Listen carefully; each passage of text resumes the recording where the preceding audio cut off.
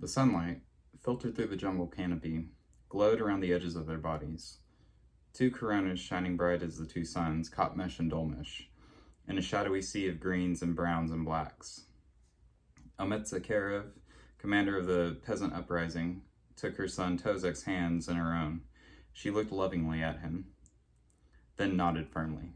He nodded back. She turned abruptly, kneeling to the jungle floor, and flipped him over her shoulder onto his back. He coughed, rolled his eyes, and shook his head as she sat there, smiling down on him, her face upside down. She backed away, disappearing from view as he rolled over and stood, facing her once more.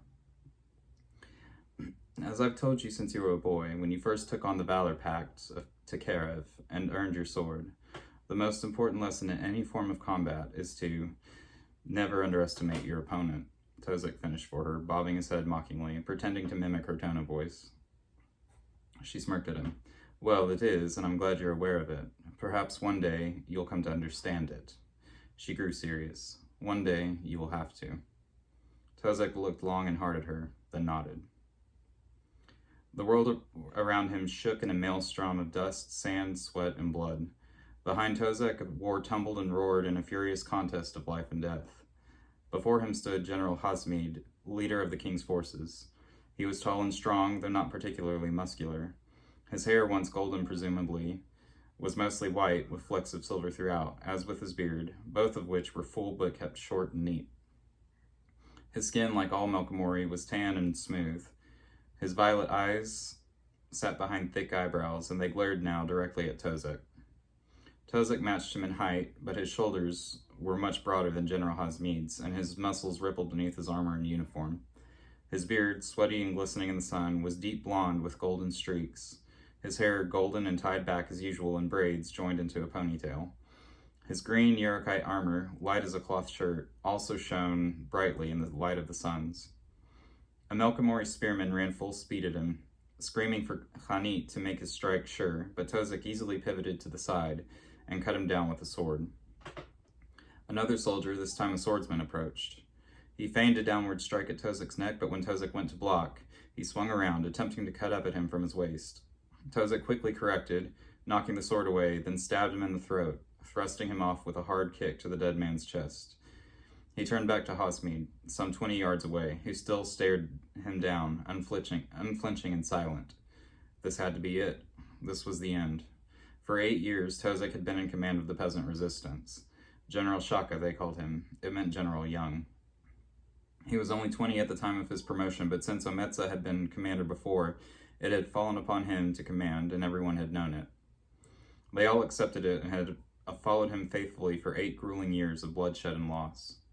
He looked around him at the soldiers, allies and enemies alike, brothers all of them, seeming to move slowly, as if underwater, as they swung and struck at each other, leapt and whirled, dashed and fell in a dance of metal and death. Bodies lay about everywhere, missing heads or limbs, pooling blood and entrails beneath and around them. This war meant everything. It wasn't just life or death, it was bigger than that. Bigger than him or his mother. Bigger than all the dead who lay here now, or the living who still fought over them. It was bigger than Melkamor itself, northeastern kingdom of guard and defense for all of Adar, or so it had been long, long ago. The peasants of Melkamor had fought with all their might for 2 straight decades, holding their own against the superior numbers and training of the king's army. How many comrades had he lost? How many friends had he seen stabbed through or skinned alive? One would have been too many, he thought. Though the war was turning against their favor, they still fought with the vigor and courage of the divinities they worshipped, the war wager and his 3 scions. And how could they not? Failure meant more than just defeat. It wasn't about the unfair treatment of the peasant majority by the nobles, or imprisonment, or even execution. If the resistance failed, everyone here knew Melkamor would officially become a police force for all of Adar, under the authority and command, and according to the whims of the Artisan Guild in Hechtel and the Kingdom of Rockbobble in the west. In short, they would be reduced to guard zavas for the Rochai, who ruled from across the Impasse Sea. No one knew that last claim for certain, but to Melkamor it was clear, considering the policies of the nobles and the alliances between all of them and Vandermeer Stranton's Artisan Guild. The Rochai ruled Adar from all the way over in Rochara. There was no other explanation for all of it. though the other 6 kingdoms seemed completely unaware of the truth, walking blindly to the edge of the cliff. A death march, Tozek figured. The Admari had begun walking centuries prior. Now it had come to it. This battle would decide if Melkimor would remain free and independent, or become vassal state to a corrupt bureaucracy in the far-off kingdom it served.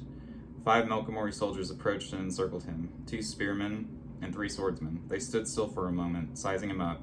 Then one of the spearmen lunged forward at him, attempting to pierce him in his gut, while the swordsman to his right rolled forward and swung at his legs to cut them out from under him.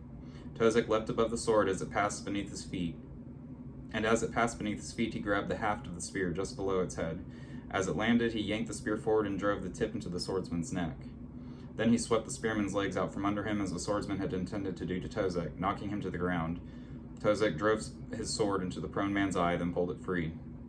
A peasant swordsman came and engaged one of the remaining enemy swords, as an arrow, misfired or aimed, flew into the neck of the second Melkimori spearman. That left Tozek to face the third swordsman. He swung his sword, smiling sinisterly at the soldier as he stepped forward to attack.